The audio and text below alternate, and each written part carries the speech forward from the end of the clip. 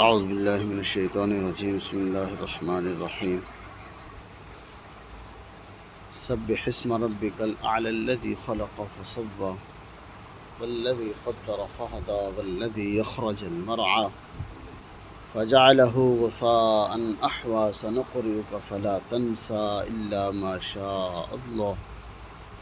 انه یعلم الجہر وما یخفى ونیسرک لليسرى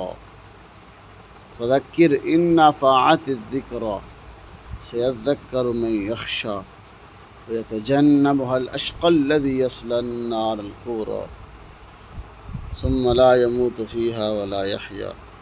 قد افلح من تزکی وذکر اسم ربہ فصلی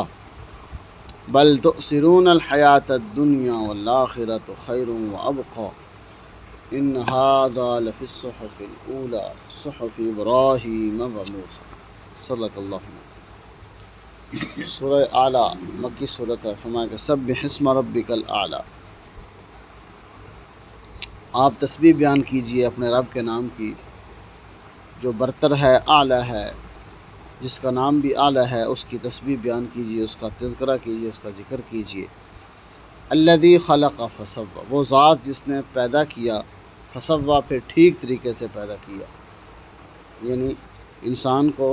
اللہ رب العزت نے ہی پیدا کیا ہے۔ انسان کو کس طرح خوبصورت اور اچھے طریقے سے پیدا کیا ہے کہ اس کے ہاتھ، اس کے پاؤں، اس کے کان، اس کے آنکھیں، اس کا منہ، یعنی ہر چیز جو ٹھیک طریقے سے اللہ نے لگائی ہے اور جہاں لگانی چاہیے تھی وہیں لگائی ہے۔ والذی قدر فہدی، اور وہی ذات ہے کہ جس نے ایک اندازے کے مطابق تمہیں ٹھیک درست بنایا، فہدی پھر تمہیں ہدایت دی، تمہیں سیدھا راستہ دکھایا، تمہیں سیدھے راستے کی ہدایت بھی دی، یعنی اسی ذات نے تمہیں دکھایا سیدھا راستہ۔ والذی اخرج المرعى،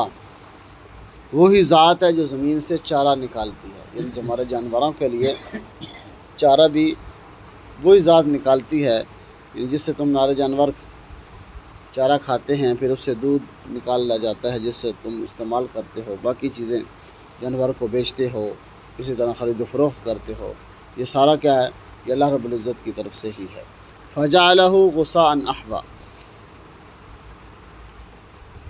کچھ چارہ ایسا ہوتا ہے کہ جس کو جانور کھا لیتے ہیں، باقی غثاء احویٰ وہ کیا ہوتا ہے؟ سیاہ ہو جاتا ہے، کالا ہو جاتا ہے، پڑا پڑا سوکھ جاتا ہے، جس کو تم پھینک دیتے ہو۔ سنقرئک فلا تنسیٰ، عنقریب آپ کا رب آپ کو قرآن کی تعلیم دے گا، فلا تنسیٰ پڑھائے گا، آپ بھولیں گے نہیں۔ یعنی آپ صلی اللہ علیہ وسلم پر جب وحی نازل ہوتی تھی تو آپ صلی اللہ علیہ وسلم جلدی سے اس کو پڑھتے تھے، جس طرح سورہ قیامہ کے اندر فرمایا ان علینا جمعہ وقرآنہ فاذا قرأناہ فاتبع قرآنہ ثم ان علینا بیانہ، کہ آپ جلدی نہ پڑھا کریں بلکہ آپ اس کو دھیان سے سنیں، ہم آپ کو پڑھائیں گے، آپ بھولیں گے نہیں۔ ہاں الا ما شاء اللہ، جو ہم چاہیں گے، یعنی قرآن کی بعض آیات ایسی ہیں جو پہلے نازل ہوئی تھی لیکن وہ منسوخ ہو گئیں، یعنی ان کی تلاوت منسوخ ہوگی، ان کے حکم اب بھی باقی ہیں۔ تو وہ فرمایا کہ جو اللہ چاہے گا وہ بھلا دے گا، جو اللہ چاہے گا تمہیں وہ یاد رہے گا۔ انہ یعلم الجہر وما یخفی، بے شک اللہ تعالیٰ جانتا ہے جو ظاہر چیزیں ہیں اور جو پوشیدہ، جو مخفی چیزیں ہیں، سب کا علم رکھنے والی ذات کون ہے؟ وہ اللہ کی ذات ہے۔ وَنُيَسِّرُكَ لِلْيُسْرَىٰ، اور ہم آپ کے لیے آسانی پیدا کریں گے، دین کے اندر سہولت دیں گے، یعنی یہ نہیں ہوگا کہ جس بوجھ کو تم اٹھا نہیں سکو گے وہ بوجھ ہم نہیں ڈالیں گے۔ لا یکلف اللہ نفسا الا وسعها، یعنی انسان کے اوپر اللہ اتنا ہی بوجھ ڈالتا ہے جتنا اس کا وہ مکلف ہے۔ یعنی نماز ہے، نماز کا حکم اللہ نے دیا ہے کہ انسان اگر کھڑے ہو کے نماز نہیں پڑھ سکتا تو کیا ہے؟ وہ بیٹھ کے پڑھ لے، بیٹھ کے نہیں پڑھ سکتا تو وہ اشارے کے ساتھ پڑھے۔ اسی طرح سفر کے اندر کیا ہے تو اللہ نے آدھی نماز معاف کر دی ہے۔ اسی طرح انسان روزے کی حالت میں کہیں سفر میں آئے، روزے کا حکم، یعنی روزہ معاف کر دیا کہ بعد میں تم آپ اس کی قضا کر سکتے ہو۔ تو اس لیے فرمایا کہ ہم نے تمہارے اوپر جو دین نازل کیا ہے یہ مشقت میں تمہیں ڈالنے کے لیے نہیں ہے، ہم اس کے اندر کیا کریں گے؟ تمہیں آسانی دیں گے۔ اب کیا ہے؟ زکوٰۃ ہے، ہر بندے پہ نہیں ہے، جس کو اللہ نے مال دیا ہے پھر اس کے اوپر سال گزر جائے اس کے اوپر کیا ہے؟ زکوٰۃ۔ حج ہے، جو صاحب استطاعت ہے جو آنے جانے کا خرچہ اٹھا سکتا ہے پیچھے خرچہ دے کے چلا جاتا ہے، یعنی جس کو جو صاحب استطاعت ہے وہی کیا کرے گا، حج کرے گا۔ یہ اللہ نے تمہارے لیے آسانیاں پیدا فرمائی ہیں، اس کے اندر مشکلات نہیں ہیں۔ فذکر ان نفعت الذکریٰ، آپ نصیحت کیجئے ان کو، اچھی باتوں کی تلقین کیجئے، ان نفعت الذکریٰ، اگر ان کو یہ نصیحت نفع دے، یعنی اس نصیحت و سن کو اگر یہ عمل کر سکتے ہیں تو یہ نصیحت ان کو کیا کرے گی، نفع دے گی، نقصان نہیں دے گی۔ سیذکر من یخشی، اور اس نصیحت کو وہی بندہ لے گا، وہی بندہ سنے گا، من یخشی، جو اللہ سے ڈرتا ہے۔ آپ کی نصیحت کو، آپ کے شبات کو وہی بندہ لے گا، وہی عمل کرے گا جو اللہ سے ڈرتا ہے۔ اور وَيَتَجَنَّبُهَا الْأَشْقَى، اور اس سے وہ شخص بھاگے گا جو بدبخت ہے، جو بد نصیب ہے، جس کے مقدر میں ہدایت ہے ہی نہیں، نیکی ہے ہی نہیں، وہ اس نصیحت کو نہیں سنے گا، بلکہ کیا بھاگ جائے گا پیٹ پھیر کے، وہ آپ کی طرف دیکھے گا ہی نہیں۔ الَّذِي يَصْلَى النَّارَ الْكُبْرَى، ہم اس کو کیا کریں گے، اللہ اس کو النار الکبریٰ، یعنی جو بڑی آگ ہے، دہتی ہوئی آگ ہے، جہنم کی آگ ہے، اس کے اندر کیا کیا جائے گا، اس کو داخل کیا جائے گا۔ بڑا کبریٰ یعنی جو 70 گنا دنیا کی آگ سے 70 گنا زیادہ وہ آگ ہے، اس کے اندر اس بندے کو داخل کیا جائے گا جو نصیحت سننے کے بجائے کیا کرتا تھا، وہ بھاگ جاتا تھا، بدبخت بد نصیب ہے جو اس نصیحت کو سنتا ہی نہیں ہے۔ ثم لا يموت فيها ولا يحيى، جب اس کو جہنم کے اندر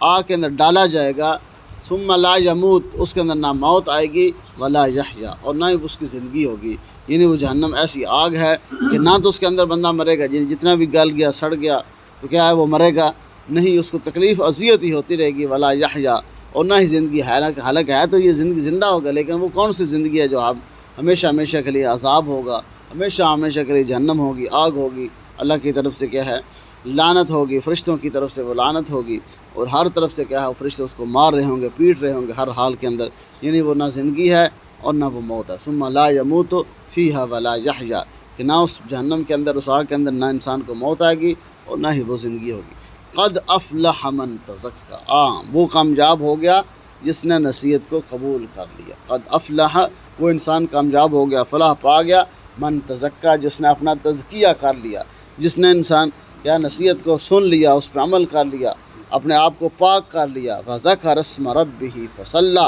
اور اپنے رب کا نام لیا، اپنے رب کو یاد کیا، فصلی، نماز بھی پڑھتا رہا، یعنی اپنے رب کو ذکر اذکار کے ساتھ ساتھ، اور ساتھ جو اللہ کا بڑا حکم ہے وہ نماز ہے،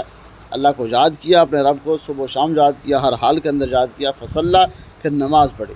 بلکہ اکثر لوگ بل تؤثرون الحیات الدنیا،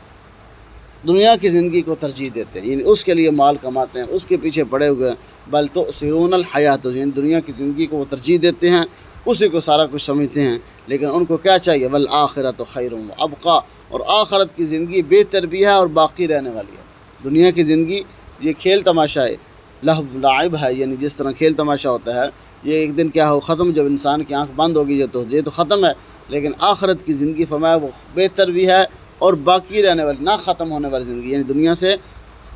کئی درجے وہ آخرت کیا ہے وہ بہتر ہے، اور وہ نہ ختم ہونے والی نعمتیں ہوں گی، ہمیشہ ہمیشہ والی نعمتیں ہوں گی جو انسان آخرت کو ترجیح دیتا ہے۔ ان ھذا لفی الصحف الاولی، اور یہ بات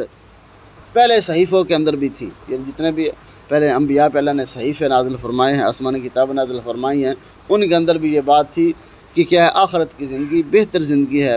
باقی رہنے والی زندگی ہے۔ اسی طرح